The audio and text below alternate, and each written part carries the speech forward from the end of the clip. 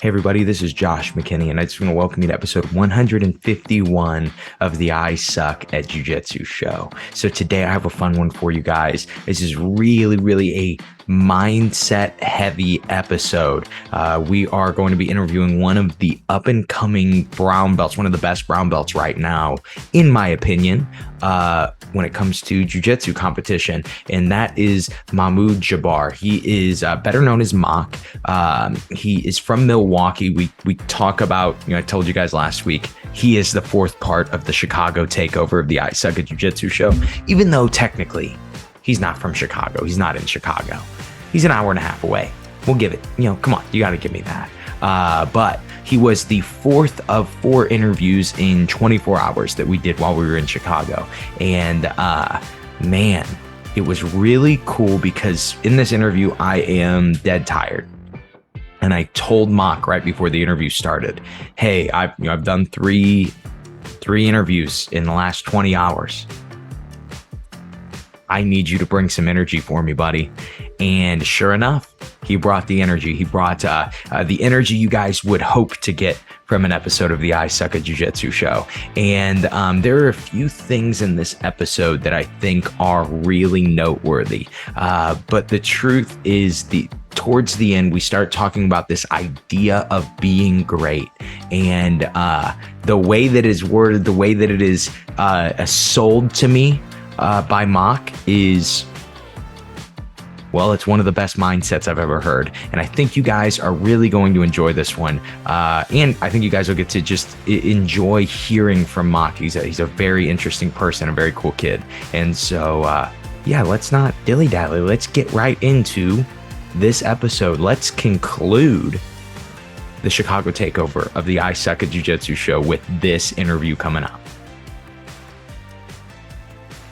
Mock, how are you doing, buddy? Good, how about you, man? I'm good. So, already, as soon as you got here, we started talking about Jiu-Jitsu tournaments, stuff like that. It's kind of where we met at. I thought it'd be a fun place to start. Just a reminder of how we met each other. Really, just met each other a few times, but originally it was in a hot tub at a hotel. Didn't realize we were Jiu-Jitsu guys. Yeah, 100%. I didn't know who you are or anything like that. It was just me and a few of my training partners / buddies. We're like, okay, let's just, I don't know if it was like some of us had to cut weight or just realize, I'm pretty sure I didn't have to cut weight. I was just like there chilling, relaxing. And it was like a 2-day tournament. The gi and no gi. And I didn't want to, we didn't feel like driving back to Milwaukee and going to Chicago and driving again, So we were like, okay, we're just gonna stay at a hotel, be easier, 15 minutes away. And we're in the hot tub and we're like, look at you guys. I think some of you guys maybe had some coffee here, so we're like, oh, what are you guys doing here? And you're like, oh, we're here at the tournament. And like you looked very much younger, and you're like, oh yeah, I'm a coach at this gym, blah blah blah. These are my students, and I was like, man, this guy looks really young. And you told me that you were like adult black belt, and I was like, oh, that's cool. But and it wasn't until I didn't see you compete or anything until we were at Indianapolis Open. Yeah. In Indianapolis Open, you were just on fire. Yeah. You were just rocking it at Indianapolis Open. The guard passing was really looking off the chain. We were all celebrating and having a blast. And I'm like, yeah, I know this kid. I shared a hot tub with this kid. Yeah. And so, I taught this guy everything he knows out here, And so we're just getting to have fun and watch that. But that's really what I wanted to have you on about, is you have a very unique style when it comes to Jiu-Jitsu. Maybe not even just unique techniques, just a very unique presentation, the way that you do, especially when you're competing. You just speak just a little bit into that. We'll dig deep into it, but just kind of where you think your style of going comes from, and kind of the bit of showmanship in it and all of that. Where do you kind of think that's coming from? For me, like, Jiu-Jitsu is a sport where sometimes, especially in the gi, where people look at like, oh, this stuff is boring and all that. And I'm trying to, for me personally, I don't care about the medals. Winning is awesome, like when you get that gold medal around you, and everyone's like, oh man, you're the man, and blah, blah, blah, and the Pan Ams and all that. Those are nice and all, but for me, I just want, and recently that I've been doing that is like when people come up to me and say like I love watching you. You know what I mean? Because like sometimes I show my parents like some regular jiu-jitsu matches or like matches that I have that I get stalled in 50-50. Or like, so how did that guy beat you? Like, you know, like where was the like? It didn't seem like he was on top of you. He wasn't pinning you. Like nothing was happening, and I was like, either that person's stalling or like it's just like a bad matchup. But like for me, I always try to keep it going during the matches. You know what I mean? Like I hate like I was talking to someone yesterday about this, and they're like you had the back the other day, like 2 days ago in the Chicago Open, like and you just like you couldn't finish him really, and it's, you just let him go, and you're like you want to move on. I'm like yeah, I'm pretty much like that. Or my friend like John Buda from Iowa, he sometimes coaches me. One time like we were at a tournament, I had this guy in side control, and I was already up like 20-0. And then I was like, I got up, gave him the guard back, and I was just like, I just got bored because it was just like, the guy was just like this, and he didn't want to move. And I was like, I'm not gonna like, I know I can stay here for 2 minutes and just like stall it out and win the match, but like I can't be in the same spot for like more than 10 seconds. You know what I mean? I always like to keep moving. Maybe that's one of the reasons like I hate watching classes. You know what I mean? Like watching classes and technique are so like nice, but that's why I like to at least not even roll, but just drill to keep moving. You know what I mean? And that's pretty much it. Just I want people to be entertained, kinda. I want people to be like oh that's Mock, you know what I mean? Or like they watch him, you know what I mean? Like at the Chicago Open this time, this was like as the years went on, like that was this tournament where like this is the tournament where I had like at least I'm being generous, like at least 50 people. Yeah, I was one of them. I was watching. They come up to me and say like, "We're excited to watch you," or "That was awesome," or something like that. You know what I mean? And I'm just like, okay, you know what I mean? This is like what I always do. You know, like, even when training, like when people like, there'll be like some, and I'm not doing that to flash it. I'm just doing that. Like I think my jiu-jitsu is pretty much effective. You know, like when I'm moving around and trying to pass the guard and take the back. And or like do a flying dart or anything like that. I just want people to enjoy it, you know what I mean? To be like, okay, this is jiu-jitsu. You know, when you watch, I don't know if you ever watch Olympic freestyle wrestling. Like, I love it. Like, you know what I mean? When people get thrown, or even just Greco, you know, and just people get thrown, or like the action and like the pushing out and all that. Rather than when you go to tournaments and like, you get stalled 50-50 lapel, and I'm just like, screw this shit, this is boring.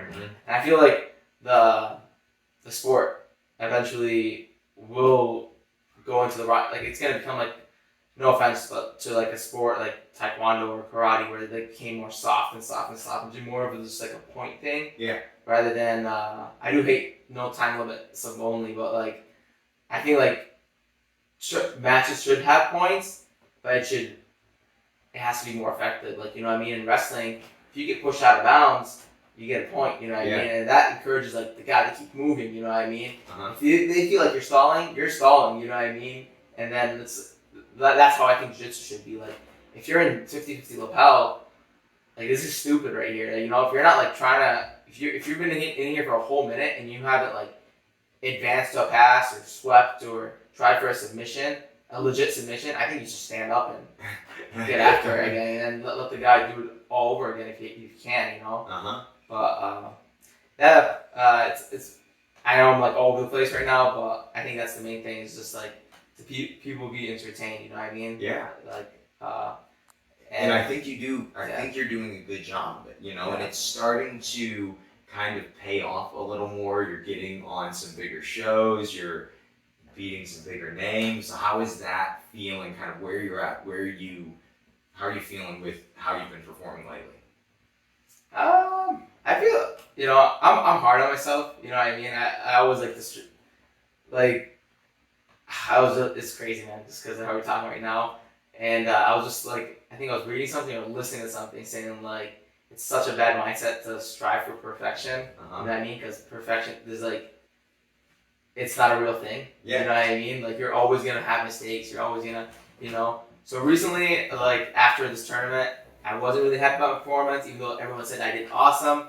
I personally don't think I did great, but after taking a couple of days after, I like absorbed it, and I'm like, okay, you know what, I did good. I gotta pat myself on the back, and and recently everything I've been working on, I haven't been changing a lot. I've been like just fine tuning a lot of the things. You know what I mean? Like some of my back takes, some of my guard passing, some of my takedowns. You know what I mean? I've been just trying to like drill, like do the micro adjustments, and I've been like seeing the past couple weeks. I've competed now, Gino Chicago Open, and then right before that in Iowa, and I felt like all that's like doing good, especially like coming off multiple injuries for 3-4 months. I've been out. You know what I mean?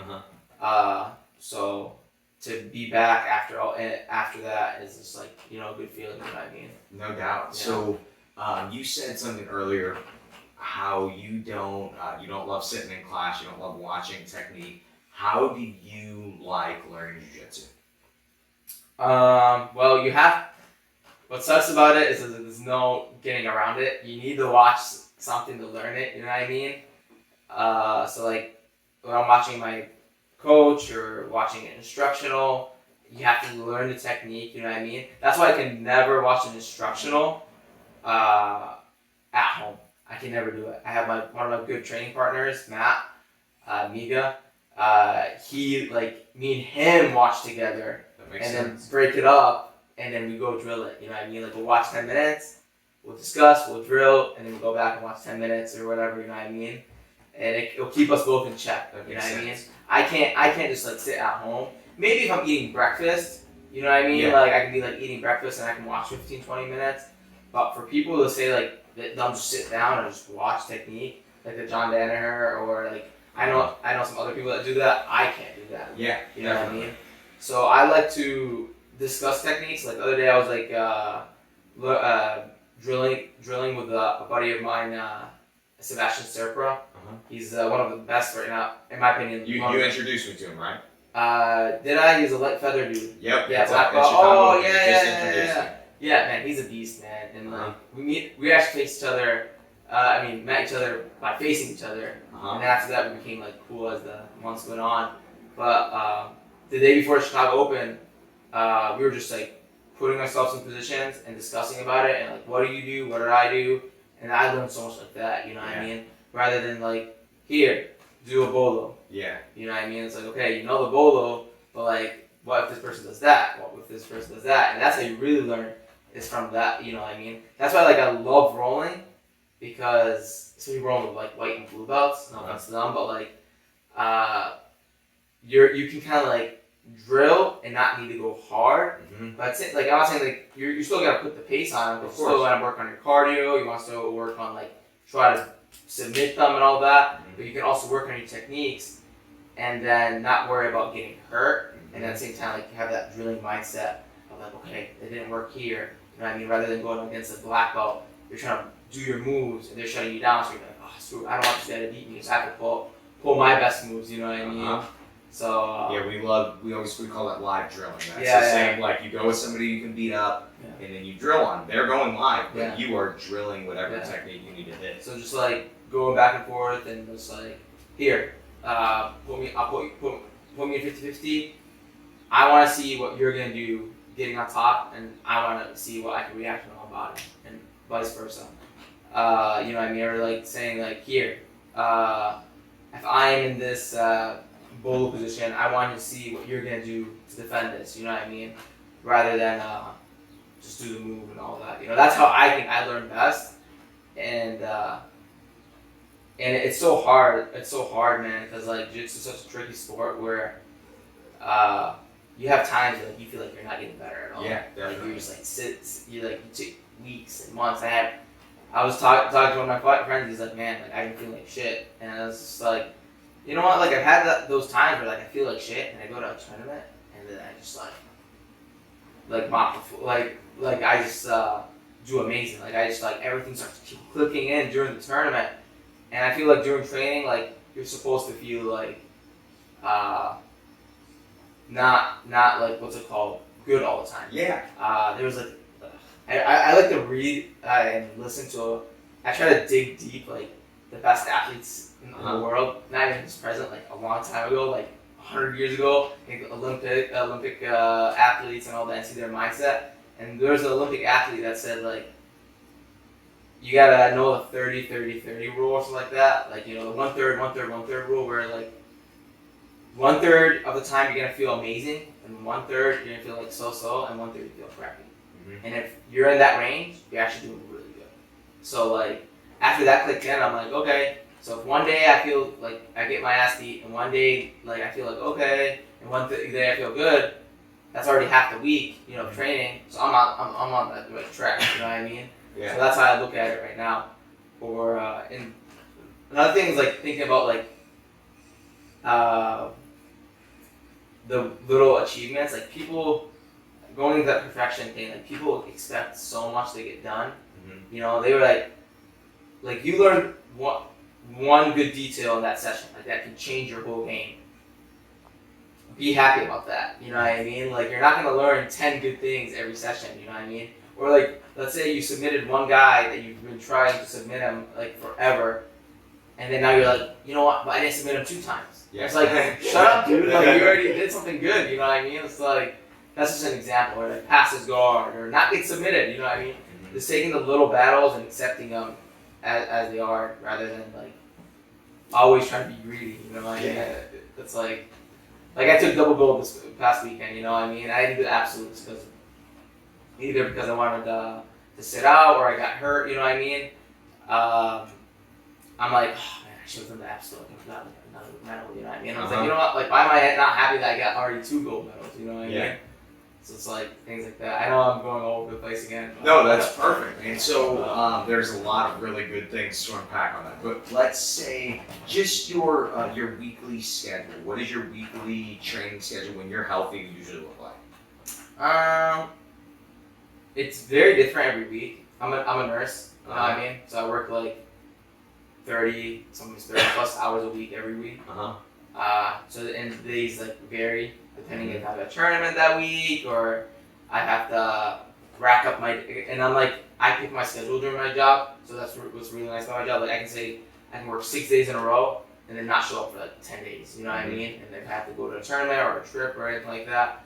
So depending on like how the week is, but usually I would say I work, let's say 3 days a week and I have 4 days off. And usually the 3 days a week, I try to get 1 session in. Mm-hmm. And usually it's a lighter session, just because like I've been working all day and all that. So I just like, it could be a drilling session, it could be a recovery, like a mobility PT session, which I'm really getting into. And I can touch on that, why I've been like really focused on that kind of stuff. Or it could be, you know what I mean, just a sauna, swim, watch some film session a day, you know what I mean? Just like that, you know? Like, just like, and then I have 4 other days I'm going to pull it off where I can do like my strength and conditioning in the morning, maybe drill a little bit in the afternoon, and then at night go like hard with my team, you know what I mean? I've been rolling much less recently. Like I used to roll, I think 5-6 days a week when I was blue and purple. And then now like when I became brown belt, I roll like, what's it called? I roll like maybe 2 or 3 times a week now, and that everyone's like, really? And I'm just like, yeah. And it was like, and they're like, how's your cardio? So like, I'm like, how's your cardio? And then I'm like, I think better than before. Yeah. You know what I mean? You're rested. Yeah, I'm rested, and you know what I mean. I'm always like, when you roll every single day, it's like, I feel like you're not giving your not just your body enough time, but your mind. Oh yeah. You know what I mean? I knew this guy who was like super good, man. Dan Borbick, you know what I mean? And he used to be my training partner. This guy he used to train maybe 2 or 3 times a week. You know what I mean? And then he would go out and met Adam Brzezinski. He would go just flying triangle everybody. He would go flying triangle someone. He would go beat Craig Jones or like all these big names and like medal at the pants, medal at the worlds, gi, no gi. And this guy was like training 3 days a week. You know what I mean? Some weeks, he's training like the regular 5, but mainly, man, this guy used to train 3 days a week and he used to kick ass. And I'm not saying like people should do that, you know what I mean? But that just shows that like I wanted to dig deep down like on why like that was working out, because like there's something behind it, you know what I mean? And it's like not just you resting your body, but resting your mind. You know what I mean? you're not just going in fresh as your body wise, but your mind is like, okay, you gave your day a day to like recover, kind of. Yeah. So now that I'm like rolling 3 days a week hard, and maybe 1 day light, and then 3 days no rolling, I get the whole other week to work on like other things, like just sit by myself and watch film and think about like, oh, I could have done that, I could have done that, you know what I mean? Or drill with one of my buddies, or do a light run, like because people are like, you need to roll to get better cardio, and I'm just like, yeah, to some extent though, you know what I mean? You can go see the top wrestlers in the world, or the best boxers in the world, or the best judo guys in the world, or MMA fighters. They don't like the top MMA fighters. They only spar like twice a week. Yeah. You know what I mean? The rest is like either hard drilling, light drilling, and strength and conditioning, or running and all that. They don't spar every day, and that's because you can't handle it. You can't handle it. You know what I mean? People are always like, yeah, you're 22 though, and I was like, yeah, you've been telling me that since I was 17, and now I have a bulging disc and two blown out knees and that. You kept telling me like, oh yeah, you can handle it, you're young, you know what I mean? And I'm just like, no, you're still human, you know what I mean?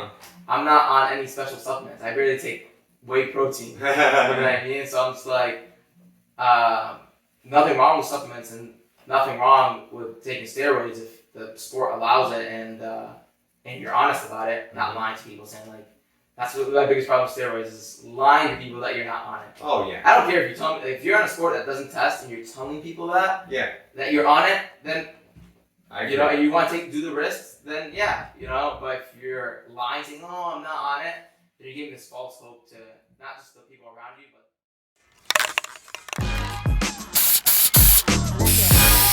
Hey guys, Josh here. Just wanted to interrupt the podcast really quick and tell you about something really exciting that we have going on at simplifyingjujitsu.com. Right now, my second ebook is available at simplifyingjujitsu.com. It is called The 3 Lenses. It is written about training method and most importantly, what training methods will work for you as an individual. If you know how you best learn jiu-jitsu, you can start to build a routine and build a schedule to progressive jiu-jitsu way faster than you ever have before. And this ebook that is absolutely free, The 3 Lenses, will help you do that. Again, this is only available at simplifyingjujitsu.com/3. That is simplifyingjujitsu.com/3. Let's get back to the episode.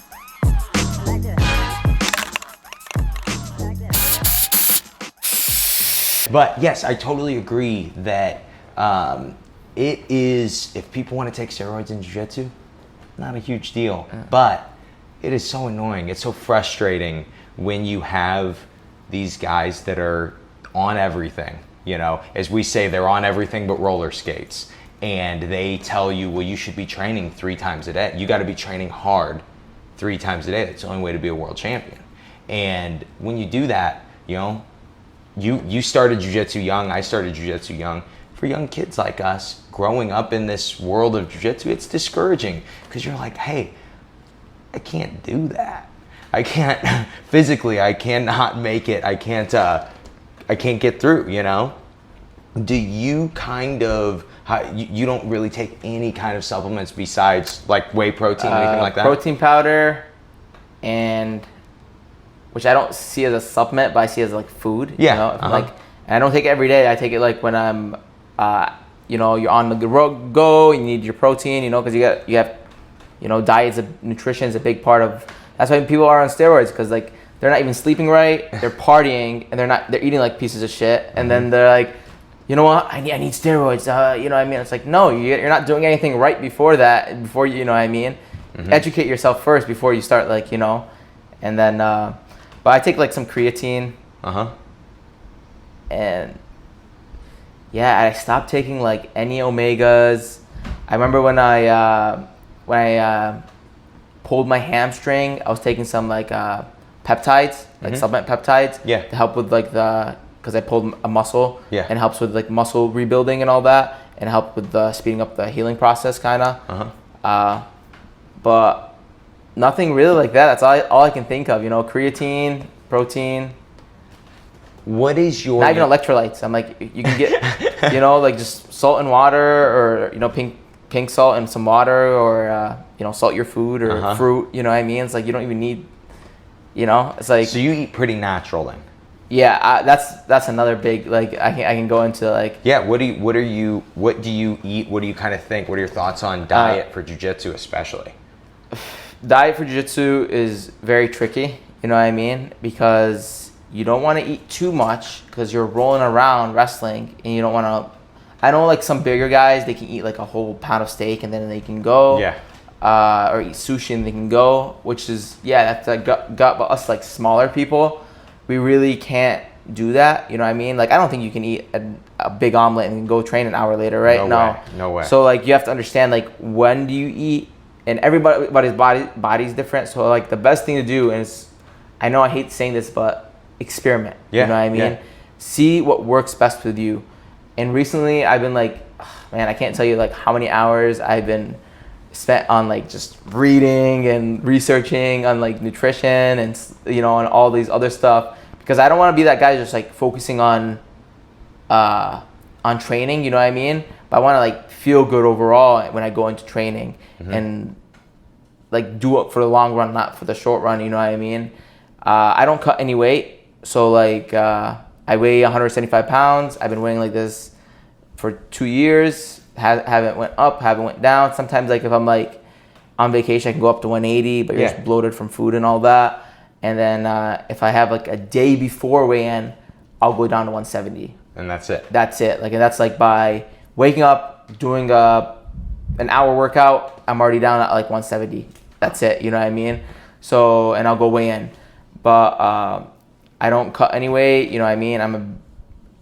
I'm very against it, you know what I mean? I feel like a lot of people's careers have ended short because of gut problems, you know what I mean? You can see, like, people like Khabib, where he used to cut so much weight and now he's, like, very big, you know what I mean? And I really had, like, a problem with food where, like I would always want to, I would restrict myself and then binge and restrict myself and binge. And I had a whole bunch of gut problems and mentally, you know, like, with my loved ones, like, I'd be like, oh, no, I can't eat this slice of pizza or whatever, you know what I mean? And recently it's just, like, you know, I'll eat, you know, 3-4 times a day, you know what I mean? If I eat once before training, and once, because I usually train, like, let's say twice a day, once before training, once after training. Try to keep if I'm on, like, a tight, like if I only have, like, an hour, I'll eat something light, you know, just, like, some toast with, like, a little bit of butter and honey, you know what I mean? Maybe a coffee if that's, like, my, you know, if I have a few hours before training, then I can eat some eggs, you know, some cappuccino with it, with some toast and all that, add some more protein and all that. And then after, I can eat a bigger meal, rest up, and then eat another small meal before training. You know what I mean? I think, like, nutrition is very, very important, especially in our sport, man. Like, I can't tell you, my cardio is nothing special. I think the differences I've been making with, like, sleep, the differences I've been making be, like, strength and conditioning and focusing on how I can, like, strengthen my body and all that and become more athletic rather than just, like, a bodybuilder, because we're athletes, you know what I mean? We're not bodybuilders. And eating properly, you know what I mean? When to lower down on the carbs, when you need to higher up the carbs. Our sport is, like, that's why, like, you can see me in the 7th minute of an 8-minute match, I can pick up the pace, you know what I mean? I'll be like, my finals in the gi this past weekend, I was down by 2, 1 more minute into the match. I looked at the clock, I looked at my coach, and I told myself, I'm going to do this. I'm going to, like, what's it called? Like, I'm going to score on this guy. Or at least I'm going to have the energy to do what I can, or the best I can to do. I'm not gonna, because you see a lot of people in the 7th minute of the match and they get scored on, they, like, lay down. Yeah. I'm just like, yeah, that's why that's why you lose most of your matches, because it's not because you're tired. Why are you tired? You know what I mean? Is it because you didn't roll hard enough? Maybe, you know what I mean? But if you're rolling hard enough and you're still tired, why are you tired? Are you rested? You know what I mean? Did you warm up properly? Did you eat properly? Like, our sport, like, I hate this, like, I try to go the whole keto thing and all that, and our sport, we can't do keto. Yeah. It's just a very explosive sport. It's like a sprint. Yeah. You know what I mean? Let's say if a match is on average 7 minutes, depending on if you're masters or whatever. Let's say it's 7 minutes. During that 7 minutes, yeah, you're gonna like chill a little bit, but there's some times where you need to go for 30 seconds and not just go like you need to, like your life depends on it. Yeah. You know what I mean? That's how I looked at that minute. I swept and took down a guy in literally 60 seconds 3 or 4 times. A guy who's preventing me to take him down. I took him down 3 or 4 times, and I would end up on out of bounds until the guy, it looked like he was stalling, which he was, and I got the 2. So to do that in 3 or 4 times in literally a minute, you need to be explosive. And if you're not fueling your body, and if your body's not rested, then you won't be able to do stuff like that. You know what I mean? People were like laughing at me at the tournament because I was like holding, literally what I was eating, I was holding bread and then like maple syrup. You know what I mean? It's high carbs. I don't care about fats right now. I don't care about protein right now. We can eat that after the tournament. But right now, I need to fuel my body. You know what I mean? And that's how training sessions should be. If you're just gonna drill, yeah, you can eat less carbs before the training. You don't really need it. But if you're gonna have a hard sparring session where you're gonna go against some monsters and you're gonna be able to push them off side control, you're gonna be able to blitz pass them. You're gonna be able to like defend their blitz passing for a minute straight. You know what I mean?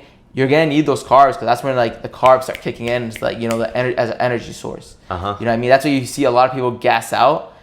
It's because like they're eating like protein bars before tournaments. There's like that's wrong. Like, you know, that's why like I'm so what's it called? Like that's why I try to like educate like either my friends or teammates, and this is all experimenting and researching. Yeah. No, I didn't. I did talk to a bunch of nutritionists, and I did like spend money to like learn about this stuff because like no one teaches you this stuff. Yeah. Like you can ask any of your students, like, did I ever teach you how to eat properly? They're gonna be like, no, you didn't. You know what I mean? And it's not your job. That's not your job. I'm not saying you're supposed to.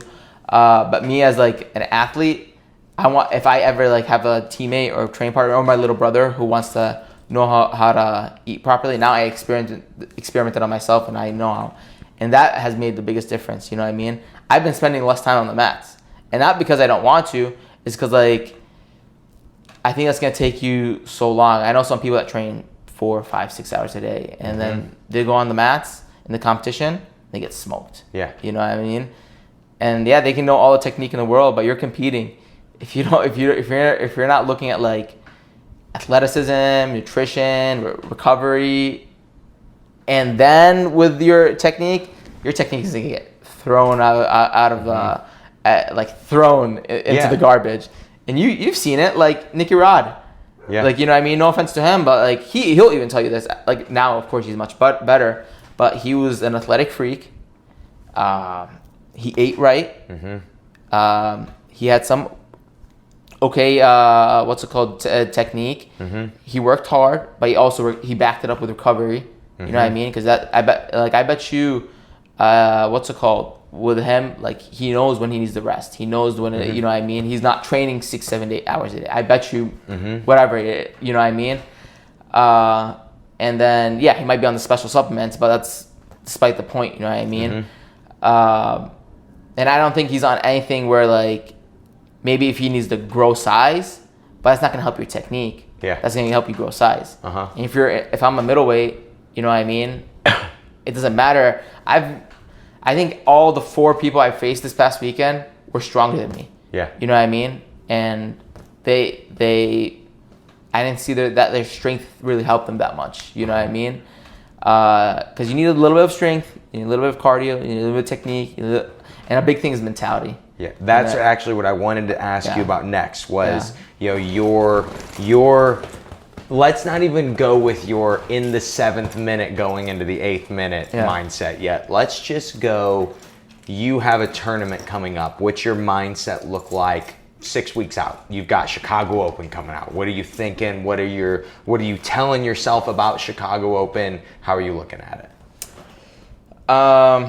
For me, I have a different approach looking at tournaments. I'm sure that you do, and I can't wait to hear. It's all changed, man. I'm trying to get to the point where like I can compete every month, but every month once or twice, and do that like for years if I can. I want to get to that point, and I'm actually like, I'm getting better at it. Like I think I can do it. I think I can do it, and that's by training less. Yeah. Because I think the best way you can learn is on the competition mat. Yeah. That's the best way you can learn, and like I rather train less going into a tournament and then go to the competition fresh as hell, and then learn my mistakes, drill, and then take 2 days before off the tournament, and then go back to the tournament and do it again. You know what I mean? So that's what I've been doing, like trying to aim to do, like, and I haven't been able to do that. Like I actually signed up from August to December for 10 tournaments. You know what I mean? It's gonna be a good run. It's gonna be tough. I'm not gonna say it's gonna be easy, but it's also gonna be like I have to tell myself that like your regular Monday through Friday training is not gonna be the same anymore because you got tournaments coming up. Yeah. So you have to, maybe you can do 1 hard day, 2 hard days during that time. But other than that, you gotta be adjusting, maybe do some strength and conditioning, and just focusing on going on the tournaments. So my mentality is that like, why I brought that up is because you're a coach, right? How many times did you hear someone say, you tell them like, oh yeah, you should do the Chicago Open. I'm not ready. You know what I mean? And okay, 2 months pass, you should do Indianapolis. I'm not ready. You know what I mean? They have to have this whole training camp apparently, 6 weeks, 8 weeks. We're not MMA guys. You know what I mean? We're not MMA. We're not like, yeah, we can, we don't have those drastic weight cuts. We don't have that one fight. You know what I mean? We technically, I think, can. We're like wrestling, you know? We're like judo. We're not getting punched in the face. And I feel like we can, if you're not hurt, I think you can, if you know how to recover properly, eating, sleeping, and when to tone it down and when to train hard, I think we can compete every other weekend or at least once a month. I think we can throughout the whole year. Yeah. And like like for me, I've the past 3 years. Okay, no, let's say past 2 years, purple belt and brown belt right now. I've been brown belt since February, March. I don't have training camps. I don't say like, oh, of course I got like bigger goals. You know what I mean? Like my end of the year, I'm doing the World Pro and the Nogi Worlds. Those are my bigger goals, but I'm still competing before that. Yeah. And that's all leading to my goals, you know what I mean? Like that's all like just steps to get ready for those, you know what I mean? But I don't have like a training camp where like, I gotta be like this, that, and I gotta, you know what I mean? I just like 365 days, I'm on it, you know what I mean? Maybe like I'll take a week or 2 off every 6 months, you know what I mean? Not off training, but like I'll tone it down, more lenient with the diet, maybe go on vacation, you know what I mean? Not really care about training, but overall this should be like a lifestyle. That's what people don't understand. Like this should be a lifestyle. Like you don't have to train, going back to it, you don't have to train 3 times every day, you know what I mean? And then just rest for 2 months, you know what I mean? Just after the tournament. No, just make it a lifestyle. Like you want to improve every day. You want to try to train, not every day, but like 5 days a week if you can, you know what I mean? And then I'm pretty sure, I'm not saying, like this is what people are saying, like, oh, I can't train 5, 6, 7 days a week. Yes, you can, but you can't roll 6, 7 days a week, you know what I mean? You can't spar 6, 7 days a week. But trust me, try drilling, try doing only 2 days a week where you just roll, you know, like Tuesday and Saturday, and then doing around that, just strength and conditioning and drilling. See how good you're gonna feel when you go into rolling. Because you drilled your moves and you go into rolling and you feel like an animal. You know what I mean? And that's how I've been, like, you know what I mean? Like, just make it a lifestyle.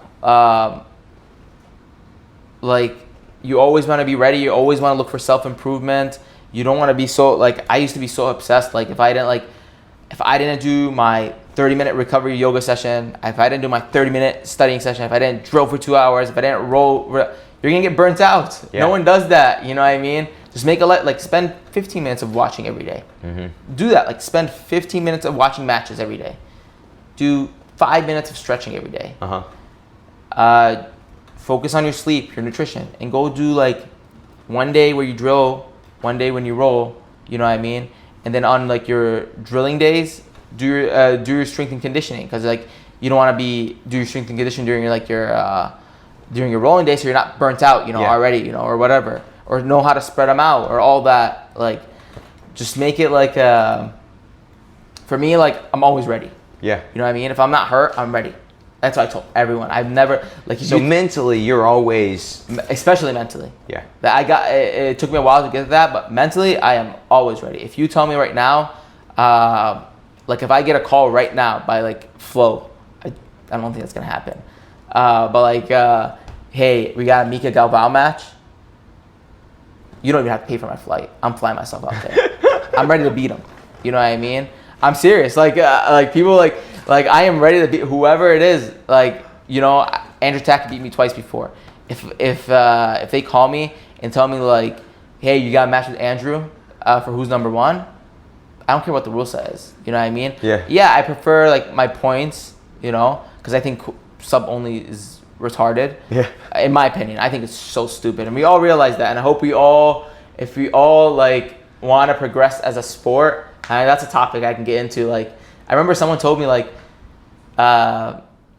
jiu-jitsu isn't a sport. Yeah. And I got all mad, and we'll go back to it. Let me finish with the mentality thing. But just remind me of that part. What about the jiu-jitsu being a sport thing and me getting mad. But for mentality, like when I was a blue belt and white belt, I had the shittiest mentality. Yeah. I used to have to mentally prep. I had to pump myself up. I had to, listen to all the motivational shit. I do that right now still time to time, but like now I think my mentality's way better than before. I used to, oh man, if this guy won the pans, we're done. Let's go. Let's pack our bags. We're leaving. He won the pans, man. That's it, know? But now, like, I've read and learned about so many of like the greatest athletes in the world, like Muhammad Ali, Mike Tyson, people like even before them, like George Hackenschmidt. He was like I think he was a European wrestler, where he like started when he was like 20, and then he like mopped the floor he was like, his record was like 2000-5. That's how good he was. You know what I mean? It was just like mentality. He would go and he was like athletic and mentality wise, and he would just go whoop everyone. But it was just like mentality goes such a long way. You know what I mean? And if you're already defeated before, then you're done. Yeah. You know what I mean? Yeah, maybe you might pull off the match if the guy's not good, but if the guy's good and you have a poor mentality, you're done. You know what I mean? There was times where like, I'll give you like 3 different examples of mentality. One time I was at the blue belt pants. I was good. Like, that's why like no one heard about me at the purple until purple belt, is because like that's when I started medaling at the majors and winning opens. At blue belt, I wasn't medaling at the majors because I would go into pans. I would get so nervous about this big tournament, and I would want the easy way out. I remember like someone like I didn't for some reason I didn't know that wrist locks were legal at blue belt, and someone like put me on this shitty wrist lock, and I was like I was trying to get him DQ'd. Like, that's how weak mentally I was. That I wasn't there to compete. Yeah. You know what I mean? I wasn't there to be great. You know what I mean? I was just there. I told myself there I should be there, but for me doing that means I'm not there, and I end up losing the match because it's a verbal tap, and I was already beating the guy like 10-0. He did this like stupid wrist lock from when I was in his side control. Like, I was side control, and I just did that to get him DQ'd. You know what I mean? And like, I would go. Another example was like when I was at Blue Belt, I faced this like Pans medalist or whatever, and I got nervous, and like I ended up doing okay. I didn't get whooped or anything because I had the skill to face these guys, but I didn't have the mentality. You know what I mean? And I didn't do good, and like I like froze up. I couldn't do anything I wanted to because like he's a Pans medalist. Like technically, I'm not a Pan Am medalist, so I should lose to this guy. You know what I mean? And then after I got my purple belt, I was like, we got to change something here. You know what I mean? I want to win the Pan Ams at purple and like all that. I'm not gonna be the same. I literally called myself. I go by Mach, and I was like, purple is gonna be Mach 2.0. Like, you know what I mean? And that's when everyone started hearing about me because I started winning. And I didn't change much. Yeah, I started training smarter. I got better overall and all that. And but it was mentality. It was literally like, I remember my first year at purple, I was still like not doing good. You know what I mean? I wasn't ready to be great. You know what I mean? And then my second year at Purple, I went in, man, and like I read so many books and like dug deep, like what was Mike Tyson or Muhammad Ali or Hackenschmidt thinking when they were going against their opponents. Like, that's what I wanted to do. Yeah. And because I had the preparation, but I didn't have the mentality. So after I had that mentality, I think my first match of the year was my first term was a grappling industry. So one match at a time. Took double gold, nothing big deal. Second match was Dallas Open, go against the blue belt world champion first round. And then someone told me the same thing, like when I faced the Pan Am's medalist when I was blue belt, they told me like, oh, you're gonna face that guy. And I was like, oh shit, you know what? Coach, I need to pack up my bags. I'm done, you know what I mean? This time I was like, yeah, I'm about to face this guy. Yeah. That's why I'm here, right? Like I wanna beat these guys. I go in, not a single point scored on me, just mop the floor out of them, submit them, get him out of here. I think I'm the reason he went to medium heavyweight after that. You know what I mean? And then like that's how my mentality became. Like all these good guys, like I didn't care who I was facing anymore. Yeah. You know what I mean? I don't care that you won Nogi Worlds at blue belt anymore. Like I want to face you. Like please put me in first round with you. Like that's my hope. Like I remember I did brown belt worlds this year. I won my first match, and my second match was against the number 1 seed who took double gold at Euros. And everyone's like, oh man, you're about to fight Figuinho. And I was like, okay. Like that's literally, I literally looked at someone, I was like, okay, like, yeah, hell yeah, I'm about to fight Figuinho. I lost by 2 points, but I was like, nothing in my mind told me that I couldn't beat him. You know what I mean? And I didn't lose like he destroyed me. He stalled me in 50-50 lapel. Like he wasn't ready to be great. He was ready just to win. He just wanted to win. I think his mentality is way worse than mine. The second he saw me like want to go at it, he racked me up, and then he's like, okay, I'm just gonna win like this and move on. And then he ended up losing his next match because I think his mentality is weak. For that day, I don't think my mentality was weak. I don't think my preparation was weak. I just think my strategy that match was off. Yeah. You know what I mean? So what would you say to somebody who struggles with mentality? Somebody who is saying, yeah, I want to have that mindset, but I just struggle to get it. Okay, so there's several ways to approach it, I feel. One of them is that, like, are you preparing well? Yeah. Did you do the drilling? Did you skip your sessions? You can't, like, every time you, sometimes you're gonna want to skip sessions, and you just gotta pick your butt up, and you gotta go to the gym, and you gotta do it. You know what I mean? Like, everyone hates training, especially training for a tournament. Like, I hate training for a tournament. You know what I mean? You gotta drill, you gotta train hard, you gotta get tired, you gotta get sweaty, you gotta eat right, you gotta sleep right. Everyone hates it. But are you doing everything right? So, okay, you got your preparation down, okay? Because I think every jiu-jitsu athlete does it. Almost everyone does their preparation right. Awesome. That's a check on the box. Now, why are you scared? That's what you get. I want you to look in the mirror and ask yourself, like, why are you not mentally prepared? He's a Pan Am's medalist. Okay, then how did he become a Pan Am's medalist? He trained, he believed in himself, he went to the tournament, he earned that medal, he snatched it, and he got out, and now he's a Pan Am's medalist. So now the question is, do you want to become Pan Am's medalist? Or Pan Am's champion, or world's medalist, or world champion? Yeah, I do want to. Okay, so what's different between, now that, these are just questions you gotta ask yourself, you gotta be honest with yourself, you know what I mean? And I learned that through reading and researching and all that. Now, ask yourself, what's so different between you and him? It's gonna be some pathetic things when you think about it. Yeah. He's Brazilian. Yeah. He's on roids. He's stronger. He's longer. He's stockier. Like literally, that's the most, like, every single thing you can think of, I've heard. He's stockier. I couldn't. He's just too strong. He's lankier. I couldn't, like, what do you want? Like, what do you want to face? You know what I mean? That's a tournament. You're gonna face everything. You're gonna face Brazilian. You're gonna face American. You're gonna face a person from Abu Dhabi. You're gonna face, I don't care. You know what I mean? I'm Palestinian or Jordanian. You're gonna face me. You're gonna face any. You know what I mean? Like what? Okay, he trains at Atos. Where do you train? I train at 360 BJJ. What are they doing at Atos that you're not doing? You know what I mean? Are you drilling? Yeah. Are you rolling hard? do you believe in your training partners? If you don't believe in your training partners, then that's a different story. You know what I mean?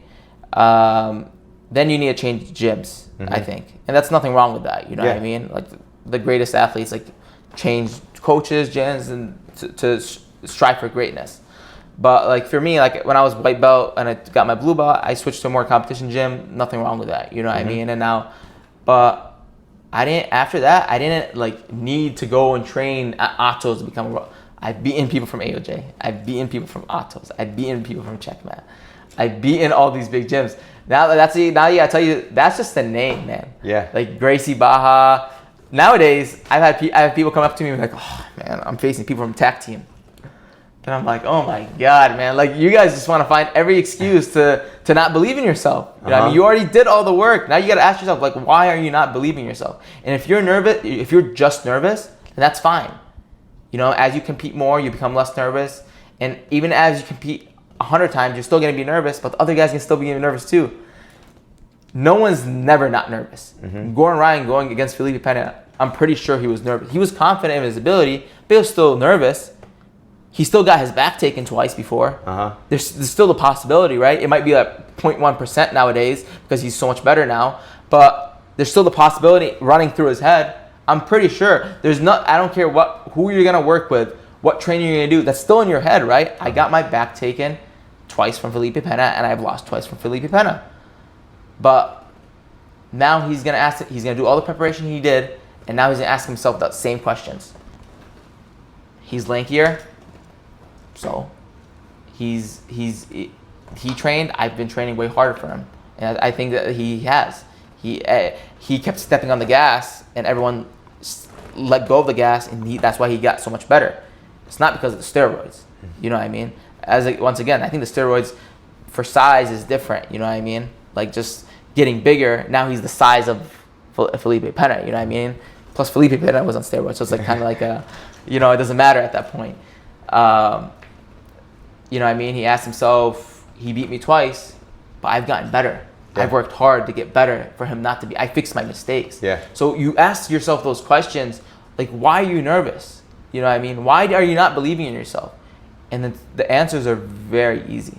Yeah. Like, you know what I mean? And do I have doubt? You know what I mean? Like, sometimes I go to tournaments, like Chicago Open, I'll be like, I'm nervous.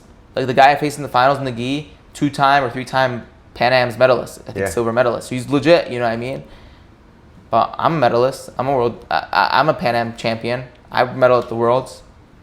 So like he's from Brazil. He's whatever, you know what I mean? He's stronger than me. I don't care, you know what I mean? That doesn't make you different. Like that's what's so nice about these kind of sports is that we're both human. Yeah. And that's why I love jiu-jitsu or like 1-versus-1 sports, because we're both human. And now it's just like all those little factors that like the technique, the nutrition, the strength training, the mentality, which is a really big one. We start checking those boxes, and now let's see who misses those boxes. Yeah. For instance, the guy that I faced, I really do think that guy is stronger than me. I think that guy is more technical than me, more accomplished than me. He is from Brazil. He trains with a team that is more well known than me. But I think a big thing that he didn't have was that he didn't believe in himself. The second he saw like I was going to put the heat on him, he put me in 50-50, stalled, got his 2. He said, okay, I'm going to win this match now. I'm going to win like this. I got a 50-50, and then I put it on. I saw in his face, like, this guy is not ready to be great. You know what I mean? Like, that's what I told myself. Are you, like, I remember when I won my Pan Am's title. We can go to that too. Last year, that was my first major win. And literally, I told myself I had every excuse to lose that tournament. We'll go back to that, but like finishing, like going, I saw in his face like he was not ready to be great. Like he was ready to lose. I'm telling you, like if he was ready to tell me, you know, I'm gonna win this match, I think I would have lost that match. But in his face, I read his face, and I'm just like, this guy's about to get smoked, you know. And I had 1 minute. I got my points. I won the match. What are you saying to yourself when you're in that minute? I'm gonna win, and I'm gonna do that I believe myself that I'm gonna win, and that I'm gonna do that by doing all I can get. I'm gonna give it all I got. I got only 1 minute left. I told myself this, and I'm gonna do everything I can do to win that match. my very best. Because that's all you can do, your very best. You laying down, you pulling guard and sucking into your guard while you're down by 2 and laying on your back is not doing your best. You trying to sweep for a minute straight and trying to wrestle and and if he pulls guard, try to pass him for a minute straight, that's doing your best. But you see it, like people be down by 2, they pull guard and like half guard and they get smashed in half guard and they don't even try to sweep from half guard. They just like stay there and look at their coach. Buddy, your coach is not going to do anything. You know what I mean? It's you and the person. And like throughout the whole match, I always believed in myself, like that I was gonna beat this guy. Yeah. Even though when I was 30 seconds left, I literally scored the 2. I think it was like 20 seconds left. And I looked at my coach and I said, like, I did it. Like I knew I was gonna do it. And he was trying to take me down and everything. I'm like, it's too late, buddy. Yep. You tried to stall 5 minutes. You didn't believe in yourself. It's too late. Pack your bags. Your war's over. So like that's what I tell myself, man. And like Pan Am's when I wore my first that was my first those nogi pants last year at Purple Belt. I watched it. I remember. I was fat my whole training camp. I trained with only 3 people. They were all purple belts. Nothing special. There were 2 my size and one of them was a heavyweight. That's all. I didn't have my team because it was Ramadan and I fast during Ramadan. So throughout the 30 days, I would train 1 or 2 times a day while fasting. Because at nighttime, you break your fast and you spend it like religious reasons and with your family and all that. So like before that, that's when you got to train. No water, no food. I don't care. No one cares. The people you're going to face at Nogi Pants don't care if you're going to eat or not. Put the work. Do it the smart way. Do the best you can. That's all you can do. Your very best. And you get through it. What happened during that month? I was in school. That was my last month of getting my bachelor's. Finals. So I was not only fasting, not only wasn't I training with a team, but I also was not, I couldn't train as much too. I think I was only training once, like 5 days a week, once a day. You know, maybe doing some strength and conditioning. I couldn't train like the regular drilling, rolling, strength and conditioning, recovery. I couldn't do that because I had school. I had to finish up my finals. I remember, like I graduated school and then drove myself to the airport right after in my like stuff. And I took it while I was in the car. I took off my stuff and I went to Dallas for the Nogi Pants. Like that's how like it was right after. And Ramadan literally finished the day before my graduation. So it was all right after, you know. I was going like, so much shit was going on. What happens when I land in Dallas? I wake up the next day with a cold. So I'm there with a cold. Not the best training camp. Like, I have every excuse to tell myself to pack the bags, you know, and go home, you know what I mean? And then I had and this is what's super cool of like surrounding yourself with good people. I had my teammate Gabe. He's a Masters competitor. He's Masters 2. You know what I mean? He was a purple belt. He was also doing the tournament, and he sat next to me, and he was like, "What's wrong?" I was like, "I'm not gonna win." And and he's like, "Why not?" And he started asking me these questions. I started answering these questions, and then I was just like, "Okay, we're ready to go." And then I didn't have my coach there. It was just him, me, and then one of my other buddies, and that's it. I had people against me at like the whole Pedigo team against me, where it's intimidating, you know? When you have 2 people that no one knows and you got the 100 people against you. I've had Cyborg in my against me. I had the Tackett brothers coach against me. I had the Tackett brothers in my corner against me, Cody Steele. I had all these people during my matches. But those are just one of the things you got to ask yourself, like, what are they going to do? It's you and that person. You know what I mean? And I went one match at a time. I won all 4, 3 by submission, not single point score on me the whole tournament. And the only person I didn't submit, I beat like 25-0. But one match at a time, you know, I beat the first guy. Second match is gonna be tougher. I beat the second guy. Second match is gonna be tougher. I beat the third guy was against a guy from Fight Sports. I looked at this guy, and 2 minutes in the match, he's really good, man. And technically, I think he's better than me. Yeah. Physically, I think he's better than me. I'm not athletic. That's what people don't understand. Like, I might look like explosive and all that, but I'm not athletic. So, like, technically, this guy should beat me. On paper, this guy should beat me. But when he saw, like, he was down, like, I think he was, like, down by maybe an advantage, or he was maybe just up when I think he was up by an advantage and he wanted to suck me into 50-50 and stall. When I saw that, I was like, "You're about to get smoked, brother. Like you're not here to be great, man. You're here to go home. That's it. Like you don't deserve this title. If you're here to stall, you know, like if you win matches like that, and sometimes that's fine. But with me, you're not. I'm gonna do whatever I can until the match ends and give it all I got until, you know, I'm gonna try to get out of the 50-50, pass your guard and submit you. Even though I'm up by 3, I'm still gonna try to get out, pass your guard, and submit you.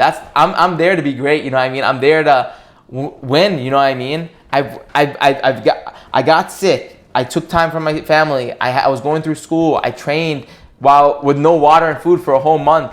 You know what I mean? I would only eat 1 meal a day at the end of the day when we break our fast, and after that I would have to go to sleep early because I had class in the morning, and then right after class I had to go train, and it was so chaotic, man. And then you know what I mean? Like I went through all that, and that was just my story, you know? I'm not saying you have to go through all that, you know? But that was just my story, and then I ended up getting out 50-50, passing his guard and submitting him. You know what I mean? And Cyber was like, you know what I mean? It's like, you know, like I think he even looked at a student like, you weren't there to compete, you know what I mean?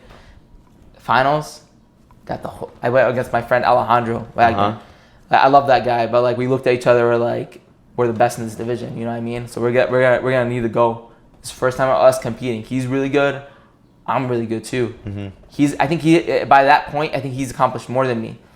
But I looked and I was like, you can be wherever, like all those people out there. Like that's what I told myself. I'm not trying to like disrespect them. Of course, I'm friends with all of those people. But this is what I tell myself, because you got to convince yourself that you're gonna win. And how are you gonna win? Because why do you not believe in yourself? Because those little questions running in your head. So you got to answer those. That's what I tell people. Like, if going back to your question, you got to answer those questions. Like, why are you not believing in yourself? So I told myself, those people are not going to do anything. They can yell all they want, but it's going to be me and him. And I know more that, like, not only did I work my ass off, not just this month and the past few years, but now today I'm going to be great. And I remember I looked at my teammate, and then because I remember like when he was giving me that pep talk. And he told me like tomorrow, like you're gonna be ready, like, you know what I mean. And I told myself, yeah, like tomorrow's the day. He's the one that picked me up, you know. And like I looked at my teammate and I looked at Alejandro. I'm like, today's gonna be my day. Like that's what I told, like that's it, you know. And I looked at Alejandro's face, and I don't know if it was, of course, you know what I mean. And I was just like, I'm gonna beat him. You know what I mean? Like, I know, like, I love this guy. Me and him are friends. Like, I stayed at his house the other day, you know what I mean? But I got to beat him. You know what I mean? I will beat him. And I go in, take him down. You know what I mean? Pass his guard, submit him. And that's it. Like, I looked at my team, and I was just like, I couldn't believe it. You know what I mean? Years of failing, years of injuries, years of, like, going through hardship. But I think the main thing was just my mentality. Yeah. You know what I mean? That's why I won that tournament. And that's why I medaled at the 3 other majors later on in the year. It was just because of mentality. You know what I mean? And then you got the little bumps in, you know, like during, like, maybe because I didn't win those tournaments because maybe it was like a strategy match, or like those guys are good too and they beat you. You know what I mean? Like all those little things, you know what I mean? But like, I think that match was just like mentality. That tournament was just like mentality. That was the only thing that was different, I think, with all the other times. It was just mentality. Was your mentality? Yeah. So we're just at the end of time. I want to always finish with the same question. Dude, so much good stuff. We have to have you on again. Absolutely have to have you on again. But I always like to finish with the same question, and I have a feeling you'll have a good answer for it. What is the best piece of jiu-jitsu advice that you've ever gotten? Or when I ask that, just what springs to mind? Okay. The best advice I've ever gotten, I would say, would be from my coach, Scott Houston. When every tournament, he would tell me this, before every tournament, either he was coming with me down there or not, he would tell me the same thing. And he knew how hard I worked, you know what I mean? And he's like a militant guy. He was in the Marines. So he's a vet. And he's very like, he never likes to sugarcoat people. And that's why people like, you know, somebody's like, oh man, this guy's a dick. And I'm like, no, he just doesn't like to sugarcoat shit. You know what I mean? He just tells you in the face, you know what I mean? And he used to always tell me, like, Bach, before every tournament, you know, I'm not going to tell, if you weren't working hard, I wouldn't tell you this. Yeah. But, like, you, and he's one of the reasons I start thinking, like, the mentality-wise, but I didn't really kick it until purple belt, was like, hey, like, you work hard. Like, go beat those guys in Costa Mesa. You know what I mean? Go beat those guys from Atos. Go beat those guys from Gracie Baja. Go beat those guys. They don't know what's coming. You know what I mean? Like I remember he once told me something like I might be butchering this quote, but I think like I don't know if it was like someone said the storm is coming, and he was like, no, I am the storm, or something like that. You know what I mean? And that's how before every tournament, like, he tells me that, and I just, like, my boost of confidence just goes up. He just reminds me, and that's like something that's so important to have in a coach. He just he's so good technically. He's a good person and everything, but like that pep talk he gives you, it just like switches on. You know what I mean?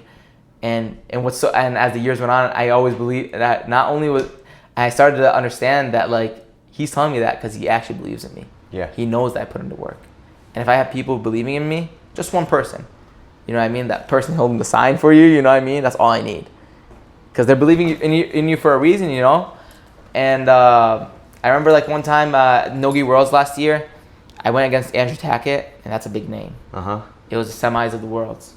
And everyone knew, like, we're gonna be the top two dogs in that division. And I could have ran away. The people that won the lightweight and the middleweight division, medium heavyweight, I beaten. You know what I mean? I could have ran away. But I told myself I want to face him. You know what I mean? I want to face the best guy. I know he's the best guy. Yeah. Why would I run away? I could go to lightweight, I could go to medium heavyweight. Why would I want to stay here. You know, he signed up, I'm staying here. And if he was lightweight, I would have went down for lightweight just for him. Imagine. I told myself that. And he smoked me first match.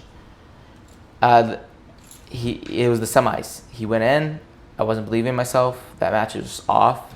I think he like body locked me, took my back, and choked me out. Everyone was like, something was wrong. You know what I mean? And I asked my coach. I was like, I did my best. And he's like, no, you didn't. And I was like, no, I did. He was like, no, you didn't.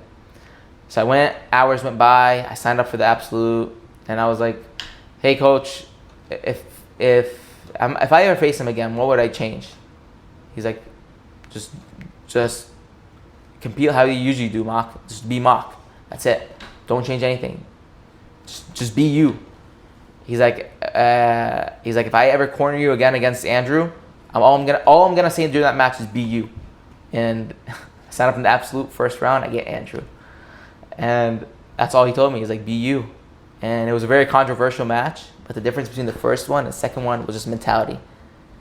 And it was very close. Like, you can go watch it and you'll be like, it could have been anyone's match. He ended up winning. He ended up taking it. But that's who I'm trying to face. I'm trying to face the best guys. You know what I mean? And that's fine if I lost. Doesn't matter. You know what I mean? Everyone loses. You know, Muhammad Ali loses. Mike Tyson loses. Conor McGregor loses. Like, all these greats lose. You know what I mean? But now the real question is, do they get up and get back at it? You know what I mean? And that's why, like I mentioned to him earlier, you know, like, I really like the kid, and he's one of the best right now in the world, and that's why the only reason I'm here is to face the best. You know what I mean? And not to be the best, but to be the best version of myself. You know what I mean? To try, and to be the best version of yourself, you need to face these guys. You know, if you're to be mediocre and you're okay with that, if you're trying to be the average guy, then yeah, go to the grappling industry and the Nagas and destroy these people and be like, yeah, I did it. You know what I mean? But if you're trying to be the best version of yourself, it's not by winning medals. It's by challenging yourself. You know what I mean? So whenever I face these guys, you know what I mean? And like, he was one of them, I told myself, like, I need to face him. You know what I mean? There's no running away. If I want to be the best version of myself, I have to face this guy. So hopefully it happens again soon, you know? Yeah, man. Dude, thank you so much for being on the show. Anything you want to say to finish? Podcast or sponsors to thank? I want to thank you for letting me on, man. And man, thank you for coming on. I talk a lot, you know? So, I loved it. I absolutely loved it. I told you, I can't talk in front of people, but I can talk, like, here, that's fine, you know what I mean? But just thank you for having me. Thank you, like, believing in me, like, you know, thinking I'm good, even though I think I suck, but like, dude, terrific interview. It but really like, was. No, I'm saying like in jiu-jitsu as well. I think I like I'm not that good, but like people always tell me, oh, you're good, you know. So thank you for believing me and bringing me on. You know, I hope people like it. I just want to thank like my team, 360 BJJ here in Wisconsin, and I have a sponsorship, Marshall Paradise. Man, I was the first one ever sponsored by the company, and they were like the only people that believed in me. You know, they told me like, you get like, we don't care about if you win medals or not, but we know you'll do great things, and they've been helping me for the past 3 years, and they've helped me so much, so I'm very thankful, and that's pretty much it, man. Thank you for being on the show, man. Thank you, man. Yeah. We're good. That was perfect.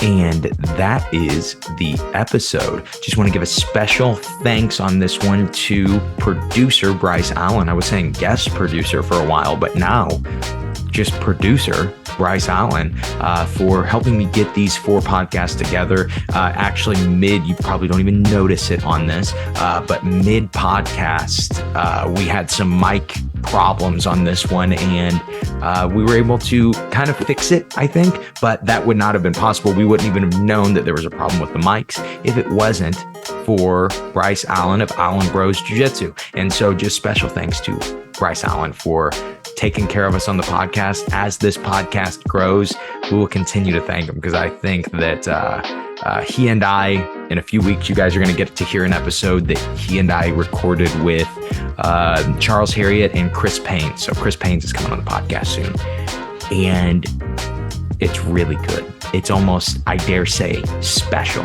And I think that is just it's kind of the aspect that Bryce brings to the show. And so I was just so happy to have him on. Thank you to him for all 4 of these episodes. I've gotten more feedback on these interviews than probably ever. And so, or at least the first 3. And so, yeah, special thanks to Bryce Allen. Special thanks to Mock for being on the show. After this episode, I was actually a little bit beat up from all the training, but still just so motivated, and it really helped me perform better than I have in a long time at Jiu-Jitsu Con a few weeks later. And I'll tell you guys about that next week. We're going to do an episode kind of break in between all the interviews, and we're going to look at the perfect training schedule. And this is kind of me more decompressing from my Chicago and Vegas trips that I've taken over the last few weeks, and 2 competitions that I've done over the last few weeks. I'll kind of speak into those a little more, but I've really made some big breakthroughs with some of these interviews on scheduling, on having the proper training schedule to be able to, as Mark Viva says, compete every week. And yeah, we're going to dig into that on the next episode of the I Suck at Jiu-Jitsu show. And until then, yeah, that's all I have for you guys today. I hope this episode was enjoyable. I hope you guys enjoyed hearing from Mock, and maybe we're a little encouraged by his perspective. He has a very fun perspective for making you for being positive. He's just so positive that he kind of makes you feel like you're a positive person too. Hopefully you guys enjoyed that. Hopefully you guys learned something from this episode. And most importantly, I hope this episode helps you guys suck just a little bit less at jiu-jitsu. Have a great day, guys.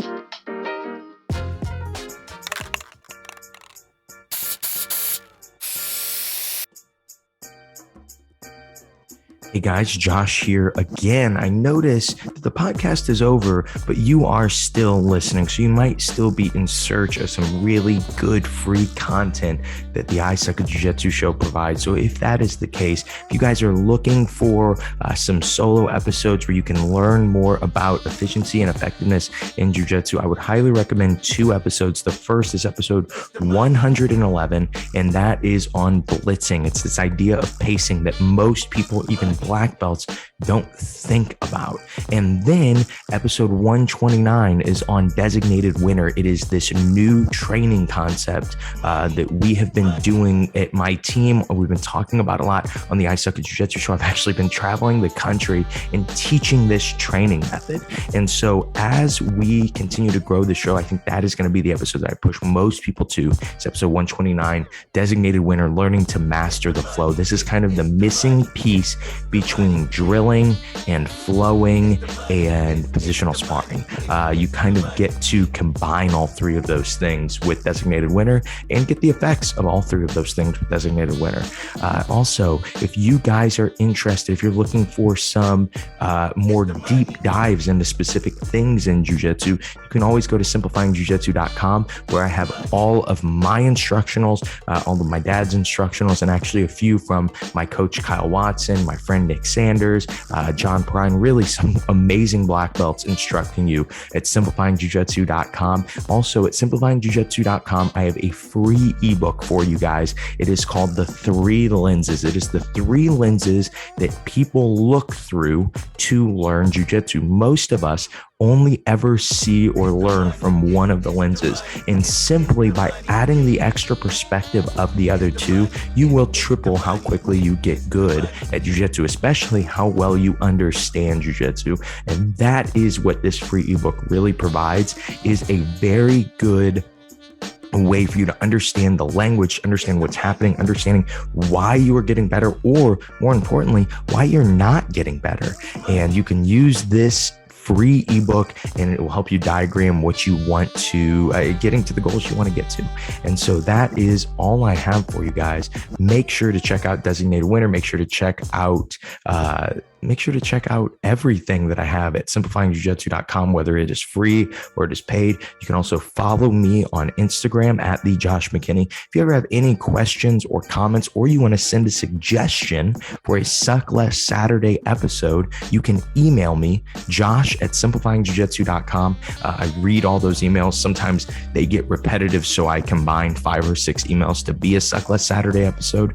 But keep those emails coming so I can keep producing great jiu-jitsu content, and I can keep hearing from the people who actually enjoy the show and want to keep hearing the jiu-jitsu content that I produce. Have a great day, guys. I hope this last little few minute clip helps you suck just a little bit less at jiu-jitsu. Have a great day.